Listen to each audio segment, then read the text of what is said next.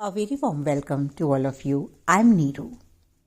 Twin flame journey में in most of the cases ये देखा जाता है कि जो फेमिनिन है, जो फीमेल है, वो अपने ऊपर स्पिरिचुअल वर्क करना पहले शुरू करती हैं या एक्सटेंसिवली जो इनर वर्क है वो ज़्यादा करते हैं। ये कोई हार्ड एंड फास्ट रूल नहीं है कि सिर्फ डिवाइन फेमिनिन ही अपने ऊपर काम करती है और डिवाइन मैस्कुलिन नहीं कर सकते। नो, बिकॉज ये हम बहुत बार डिस्कस कर चुके हैं कि एक ही जर्नी होते हुए भी सबका तरीका सब अलग होगा।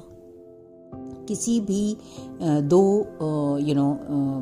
लोगों को हम कंपेयर नहीं कर सकते। There is no comparison at all, because सबका हमारा जो है वो कार्मिक बैगेज अलग है, हमारा जो है बिलीफ सिस्टम अलग है, हमारे पैटर्न्स अलग हैं, हमारी लर्निंग्स अलग हैं कि हमने क्या सीखना है, और ये सब उन्हीं के ऊपर डिपेंड करता है। And on top of it कि as a person how you approach towards things, right.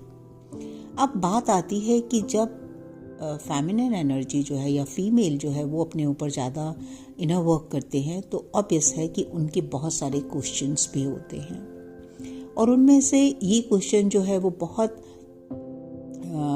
Common होता है कि अब हमें क्या हम ये समझें, कुछ साइन दिखते हैं उनको बाहर, और ये बहुत सारी बातें डिस्कस भी की जाती हैं एक्चुअली।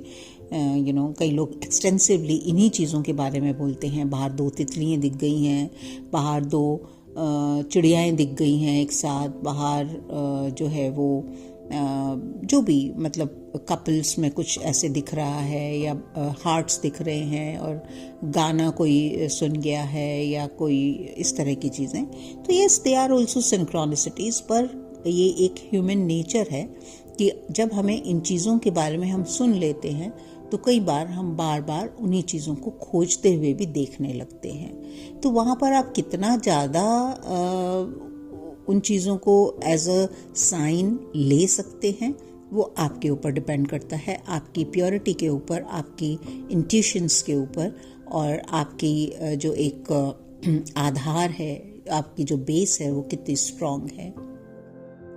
उससे ज़्यादा आपकी अपनी इनर बीइंग कैसी है, जिसके बारे में हमने लास्ट वीडियो में बात किया कि आप कहाँ खड़े हैं इमोशनली, मेंटली, आप में क्या क्या ट्रांसफॉर्मेशन हुई है, वो चीज़ें आपके लिए ज़्यादा पावरफुल तरीके से क्लैरिटी ला पाएंगी rather than looking outside for all these signs and symptoms.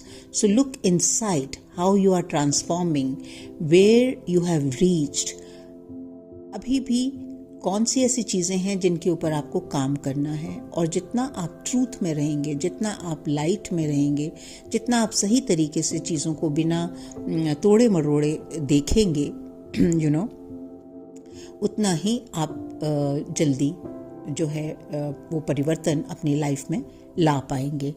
आज हम इसी बारे में थोड़ा सा आगे बढ़ते हुए ये बात करते हैं क्योंकि it's not only about a person who is in twin flame journey, but in general जो जिस तरह की आजकल कलेक्टिव एनर्जी है, और जिस तरह से सोसाइटी में चेंजेस आ रहे हैं स्पेशली विमेन में, तो वहाँ कहीं ना कहीं कुछ मिसअंडरस्टैंडिंग्स भी क्रिएट हो गई हैं कि हमारी क्या पावर है, और एक डिवाइन फेमिनिन का क्या स्वरूप होता है, किस तरह से होती है डिवाइन फेमिनिन, राइट। हमारे क्या अधिकार हैं, क्योंकि अधिकारों के नाम पर आजकल बहुत कुछ हो रहा है, और जैसे मैंने बोला कि वहीं पर हम बहुत ज़्यादा कंफ्यूज्ड भी हैं कि क्या एक अच्छी नौकरी पा लेना ही हमें एक डिवाइन फेमिनिन बना देता है, क्या हमें कोई पावरफुल सीट या पावरफुल रुतबा, या जब हम अपने काउंटर पार्ट्स के बराबर जो है वो कमाने लगते हैं तो हम जो है अब बराबरी में आ गए हैं।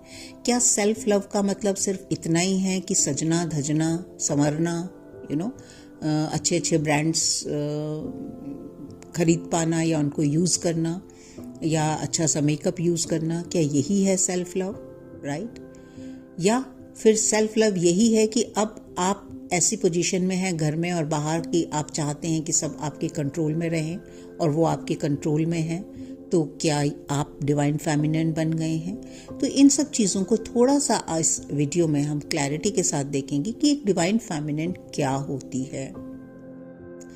तो डिवाइन फेमिनिन के कैरेक्टरिस्टिक्स बताने से पहले मैं उन चीज़ों के बारे में आप लोगों से कुछ पॉइंट्स आपके सामने रखना चाहती हूँ कि एक ऑर्डिनरी जो फेमिनिन है, ऑर्डिनरी से मेरा मतलब और कोई नहीं है, इससे कोई भी स्टेटस, जात पात से कोई मतलब नहीं है। ऑर्डिनरी मीन्स ऑर्डिनरी कॉन्शियसनेस के साथ, एक लोअर कॉन्शियसनेस के साथ अगर मैं बोलूँ तो ये ज़्यादा अप्रोप्रिएट वर्ड होगा। तो एक फेमिनिन जो है वो जब लोअर कॉन्शियसनेस में होती है तो उसके क्या कैरेक्टरिस्टिक्स होते हैं, राइट? सबसे पहले, अगर आप में अभी भी विक्टिमहुड है, विक्टिमहुड बहुत बार एक्सप्लेन किया है कि आप हमेशा जो भी आपकी लाइफ में हो रहा है, पुअर मी, मेरे ऊपर बहुत अत्याचार हो रहे हैं, एक उस स्पेस में रहना कि सब मेरे साथ गलत करते हैं, मुझे गलत तरीके से ट्रीट किया जाता है, मुझे ऐसे किया जाता है, मुझे डाउन किया जाता है, या जो भी है, this is a place of victimhood. तो आप लोअर कॉन्शियसनेस में हैं। डेस्पेयर एंड लोनली, अगर आपको ऐसा लगता है कि आप बहुत लोनली फील करते हैं, आप बहुत डेस्परेट फील करते हैं कि आपको डेस्परेटली किसी की कंपनी चाहिए, आपको कुछ ऐसे लोग चाहिए जो आपके आजू बाजू हों और आपको सहारा दे सकें, तो आप लोअर कॉन्शियसनेस में हैं। अगर आप अपने डिसीजंस नहीं ले पाते, अभी भी आपको सेट ऑफ पीपल चाहिए, चाहे वो पेरेंट्स के रूप में हैं, चाहे वो फ्रेंड्स के रूप में हैं, चाहे वो बॉस के रूप में हैं, चाहे वो आपके बच्चों के रूप में हैं, कोई भी है आपके आजू बाजू, लेकिन आप एक डिस्कशन करना अलग चीज़ होता है कि आप किसी से डिस्कस कर रही हैं, लेकिन एक होता है no decision power, no decision making power, कि आपके अंदर पावर ही नहीं है कि आप कोई कुछ भी डिसाइड कर सके। आप हमेशा दूसरों के मुंह की तरफ को देखते हैं, कभी आपको ऐसा लगता है वो ना नाराज़ हो जाए, कभी आपको लगता है उनकी डिसरिस्पेक्ट ना हो जाए, कभी आपको कुछ लगता है, मीन्स आपको अपने बारे में कोई क्लैरिटी ही नहीं है, आप डिसीजन ही नहीं ले पाते, तो आप लोअर कॉन्शियसनेस में हैं। अगर आप हेल्पलेसनेस में हैं, अगर आपको ऐसा लगता है कि I am not supported, I am not protected, helpless है, मेरी कोई हेल्प ही नहीं करता, मुझे कोई सहारा ही नहीं देता, तो आप लोअर कॉन्शियसनेस में हैं। अगर आप अनवर्दी समझते हैं अपने आप को, इस चीज़ के काबिल मैं नहीं हूँ, मैं जो हूँ वो मतलब जो भी लाइफ की अच्छी चीज़ें हैं, आप उनके लायक अपने आप को समझते ही नहीं, आप हर चीज़ के साथ कॉम्प्रोमाइज़ करने के लिए तैयार रहते हो। तो ये क्या होती है? अनवर्दीनेस। तो unworthiness is a sign of lower consciousness. अगर आप जो है बहुत फियरफुल रहते हैं, आपके अंदर बहुत सारे डर हैं, बहुत सारे या थोड़े, जितने भी जो भी डर हैं आपके अंदर अभी भी, तो आप लोअर कॉन्शियसनेस में हैं। अगर आप कंफ्यूज्ड रहते हैं हमेशा, ये करूं या ये करूं, इधर जाऊं या इधर जाऊं, ये कोई क्या कह देगा, वो कोई मुझे क्या कह देगा, अगर आप कंफ्यूज्ड हैं तो आप लोअर कॉन्शियसनेस में हैं।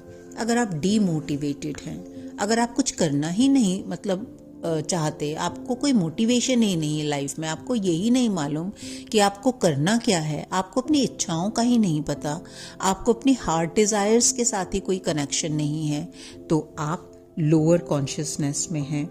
अगर even if you feel loss of sexual desires, कई लोगों को ऐसा लगता है कि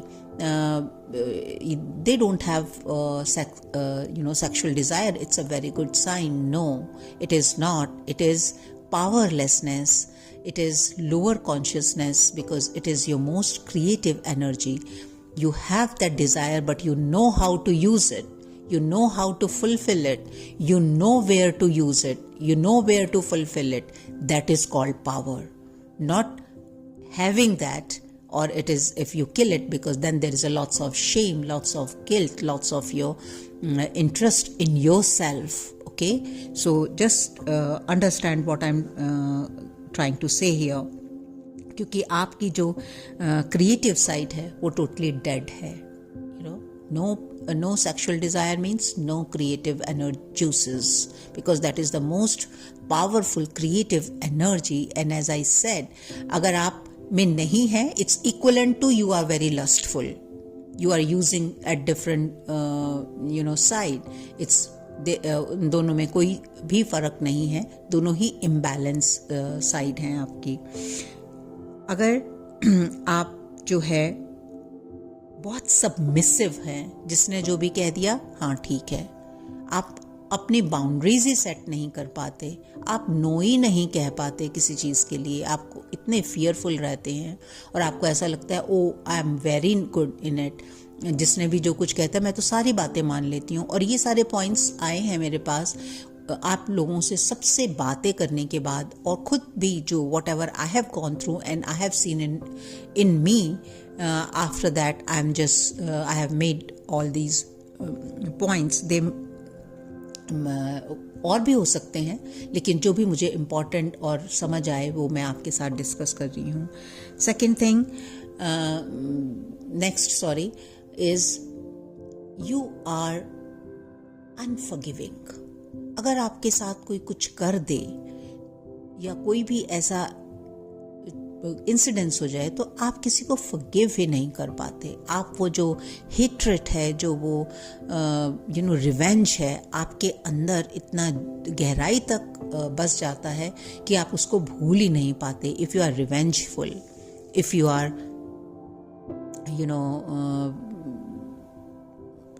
unforgiving, then it's a sign of lower consciousness. और अगर आप इन ग्रजेस को नहीं जाने देते, आपके अंदर से निकलती नहीं है. कई बार ये बातें बोली जाती हैं कि मैं बहुत फॉरगिवनेस करती हूँ लेकिन ये नहीं जाता. इसका मतलब है कि आप फॉरगिवनेस सिर्फ एफर्मेशंस की तरह कर रहे हैं और उनका कोई फ़ायदा नहीं होता. एंड इस पॉइंट को मैं फिर से बहुत ही प्रेशर डालकर आप लोगों से बोलना चाहूँगी कि उन फॉरगिवनेस का कोई फ़ायदा नहीं है जो काफ़ी लोग कर रहे हैं, कि हम फॉरगिवनेस भी करते हैं, जैसे टिक मार्क होता है ना कि हमने ये भी करना है, ये भी करना है, उस तरह से. अगर आपका पर्सपेक्टिव नहीं चेंज हुआ, अगर आप नहीं समझ पा रहे हो कि जो भी आपके साथ हुआ वो दूसरे ने क्यों किया, सबसे पहले तो आपकी लर्निंग क्या थी, आप अपनी लर्निंग नहीं देख पा रहे हो वहाँ पर. और एक क्वेश्चन ये भी होता है इसके साथ ही कि बार बार एक ही जैसी सिचुएशंस क्यों क्रिएट होती हैं. बार बार एक ही जैसी सिचुएशंस इसलिए क्रिएट होती हैं क्योंकि आप वो सिचुएशन जो आपको सिखाने की कोशिश कर रही है वो नहीं की जाती. इसके अलावा कुछ ऐसी चीज़ें, हमसे ये होता ही नहीं है, हमसे मेडिटेशन होता ही नहीं है, हमसे चैंटिंग होता ही नहीं है. तो होता ही नहीं है मीन्स हेल्पलेसनेस. ठीक है, तो आपसे जो होता है आप वो कीजिए. आपको कितनी चीज़ें बताई जाती हैं, सिखाई जाती हैं. और and yes I agree to कि हर चीज़ हर व्यक्ति के लिए नहीं होती. कई लोग बहुत इजीली मेडिटेट कर पाते हैं, कई लोग बहुत इजीली चैंट कर पाते हैं, कई लोग कुछ और कर पाते हैं. तो अपना तरीका ढूंढिए. अगर आप सिर्फ नहीं होता, it means you are not even connected to yourself. आप अपने आप को देख ही नहीं पाते, अपने आप को समझते ही नहीं है, अपने आप से कनेक्टेड ही नहीं है. तो there is no point of jumping from one workshop to another workshop, from one person to another person, from one learning to another learning. Sit with yourself and just see that who you are. और जब तक आप ये नहीं देखेंगे तब तक आपकी लाइफ जो है वो चेंज नहीं होगी. तो ये प्रिसाइजली, अगर इनमें से कोई भी चीज़ आपको भी ऐसा लगता है कि आपके अंदर है, तो अभी वो जो एक ट्रांसफॉर्मेशन है, feminine, when you have not turned out or transformed into a divine feminine. और अब डिस्कस करते हैं कि एक डिवाइन फेमिनिन कैसी होती है, हाउ शी लुक्स लाइक. जब हमारी कॉन्शियसनेस जो है, जो ये लोअर कॉन्शियसनेस है, जैसे जैसे ट्रांसफॉर्म होती रहती है, और ये ट्रांसफॉर्म होके जो एक डिविनिटी के साथ एक फेमिनिन उभर के आती है, वो होती है बहुत कंपैशनेट, बहुत काइंड. उसमें रिवेंज नहीं होता, उसके साथ कोई भी पुरानी घटनाएं जो हैं वो सिर्फ महज एक सीखने का जरिया हो जाता है कि वो मेरी लर्निंग्स थी जो मैंने सीखा। उसके दिल में बिटरनेस नहीं होती, उसके दिल में शिकायतें नहीं होती, उसके दिल में हर्ट नहीं होती। वो बहुत ही काइंड और कंपैशनेट होती है। वो इमोशनल नहीं होती, वो बैलेंस्ड होती है। जब मैं इमोशनल बोल रही हूँ तो इमोशनल ट्रॉमा नहीं होता वहाँ पर, ना इमोशनल ड्रामा होता है किसी चीज़ का। वो बहुत सहज लेकिन बहुत स्थिर, स्टिल एंड बैलेंस्ड होती है। वो बहुत क्रिएटिव होती है। उसको पता है कि उसको अपनी सेक्रल एनर्जी को कैसे यूज़ करना है, कहाँ पर यूज़ करना है और कब यूज़ करना है। तो वो बहुत क्रिएटिव हो जाती है। वो फियरलेस होती है। उसको कोई फर्क नहीं पड़ता कि कोई उसके बारे में क्या सोचता है। She is more concern about her own actions and reactions, और वो उसके लिए रिस्पॉन्सिबल होती है। अगर उससे कोई गलती भी हो जाए तो वो ब्लेम नहीं करती औरों को, वो हर्ट नहीं होती, वो ट्रॉमा नहीं क्रिएट करती, वो उसकी रिस्पॉन्सिबिलिटी लेती है और उसको ट्रांसफॉर्म करती है। वो एरोगेंट नहीं होती। She honours her own sexuality and own femininity. अक्सर ये देखा जाता है, जब हमने बात की कि एक जो वुंडेड फेमिनिन है उसमें जो वो विक्टिमहुड वाली मेंटालिटी होती है, पुअर मी, मैं औरत हूँ, मुझे ऐसे किया गया, मुझे वैसे किया जाता है, मुझे नीचे देखा जाता है। No, that is not divine feminine. Divine feminine feel herself equal. So वो एरोगेंट नहीं होती, वो दूसरों को कंट्रोल करके उनके ऊपर नहीं बैठना जानती, वो उनके बराबर खड़े होना जानती है और हमेशा एक बैलेंस में रहती है। शी फील्स वर्दी एंड ऑनर हर सेल्फ। वो अपने आप को ऑनर करना जानती है। She has high self respect and self worthiness. वो सेल्फ रिलायंट फॉर लव। उसको प्यार के लिए बाहर से किसी की भी ज़रूरत नहीं होती, अपने डिवाइन काउंटर पार्ट की भी नहीं। She feels that divine love in herself which flows all the time. So she doesn't crave for love, she doesn't crave for respect, she doesn't crave for acceptance. She knows how to make her own decisions and stand by it. उसको पता होता है कि truth को कैसे establish किया जाता है और वो फियरलेसली उसको स्टैब्लिश करती है। She can take her own decisions. वो अपने डिसीजंस लेना जानती है।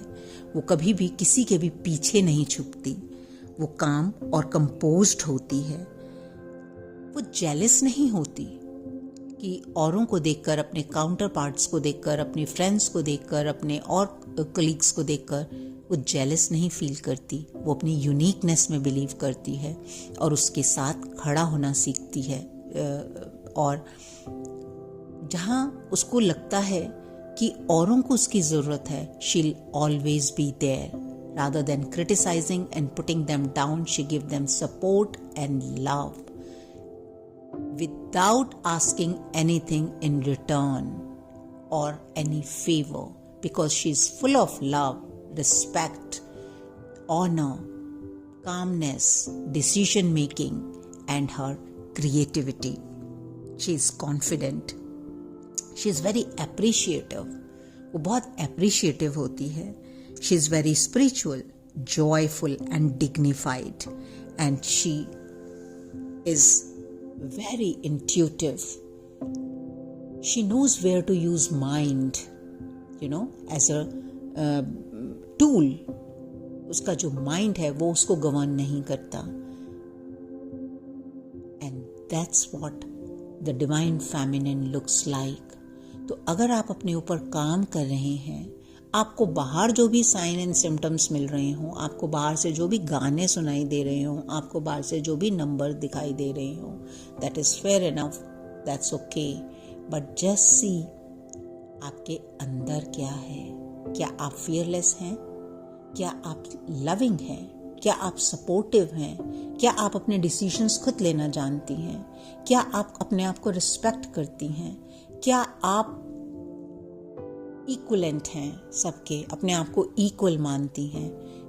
और ये है आपकी पावर, आपकी डिवाइन पावर। इस डिवाइन पावर को किसी भी कुर्सी कोई भी लाइक पोजीशन की पावर की ज़रूरत नहीं है, किसी भी और चीज़ों की ज़रूरत नहीं है। And you become very nurturing and caring, and that is the इनेट quality of a divine feminine.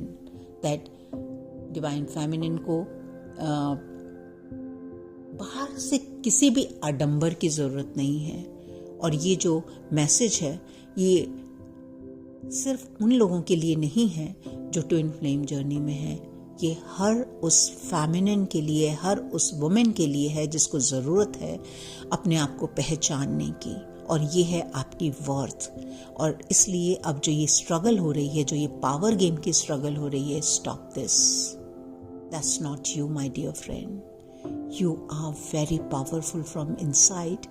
Just connect with your divinity, your femininity, and your goddess power. That's all in this video. और फिर से एक humble request with lots of gratitude and thank to those people जो आप मेरे साथ इस platform पर कनेक्टेड हैं। अगर आपको ऐसा लगता है कि आपको यहाँ से जो भी कुछ मैं शेयर करती हूँ वो आपके किसी काम आता है, आपको ट्रांसफॉर्म करने के लिए हेल्प करता है, तो please subscribe my channel and share with others as well. I'll see you in my next video. Till then, look after yourself.